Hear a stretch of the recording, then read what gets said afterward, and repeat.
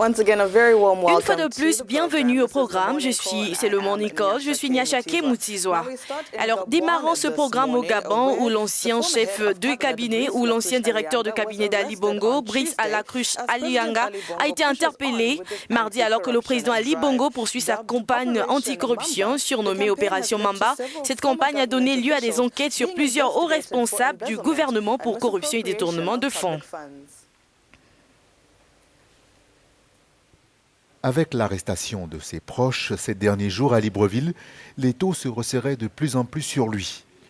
Brice Lacruche Alianga, l'ancien tout-puissant directeur de cabinet du président du Gabon Ali Bongo Ndimba, a été interpellé mardi dans une vaste enquête anticorruption. Selon André-Patrick Ropona, le procureur de la République, Lacruche Alianga a été interpellé mardi matin à son domicile, de même que 2 ministres considérés comme ses proches et limogés du gouvernement comme lui lundi soir. Il s'agit de Tony Ondomba, ex-ministre de l'Énergie, et Noël Bumba, ex-ministre du Pétrole. Le magistrat a ajouté que les 3 hommes ont été abondamment cités par des personnes actuellement en détention dans des faits de détournement de deniers publics, de concussion et de blanchiment de capitaux. Directeur de cabinet depuis plus de 2 ans, le franco-gabonais était devenu littéralement l'homme fort du pouvoir depuis qu'Ali Bongo a été affaibli par un accident vasculaire cérébral en octobre 2018, puis longtemps en convalescence en étranger. Lacruche Alianga est actuellement entendu par les enquêteurs, a précisé le procureur.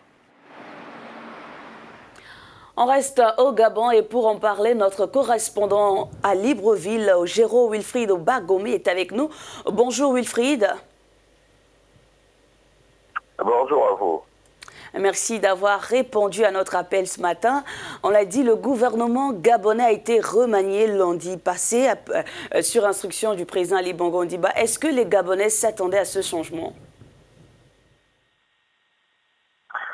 Pour répondre à votre question, disons simplement que depuis un moment, mais surtout depuis le début de la vague des arrestations du porte-parole de la présidence et d'anciens directeurs généraux et hauts cadres du pays, tous poursuivis pour des faits de détournement des deniers publics et de blanchiment de capitaux, les Gabonais s'attendaient effectivement à un remaniement du gouvernement, et cela parce que, à part les personnalités déjà détenues à la prison centrale de Libreville, dont celle que je viens de vous citer plus haut, certains ministres qui étaient encore au gouvernement avaient même été entendus par la police, par l'armée.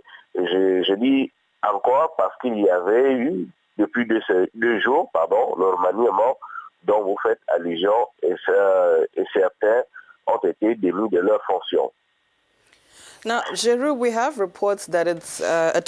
Géraud, nos rapports indiquent que 3 ministres au total ont été interrogés. Pouvez-vous nous en dire un peu plus? Effectivement, il s'agit de Brice Lacruche Alianga, l'ex-tout-puissant directeur de cabinet d'Ali Bongo. Il a été interpellé hier matin à son domicile, de même que 2 ministres considérés comme ses proches et comme lui, limogés du gouvernement lundi soir. Il s'agit de Tony Ondomba, l'ex-ministre de l'Énergie, et Noël Mbumba, ex-ministre du Pétrole. Selon le procureur de la République, les 3 hommes ont été abondamment cités par des personnes actuellement en détention dans des faits de détournement des deniers publics, de conclusion et de blanchiment de capitaux, comme je vous disais. C'est une plainte de l'agence judiciaire qui est une agence de l'État gabonais qui a conduit à ces interpellations, a tenu à préciser le procureur André-Patrick Ropona.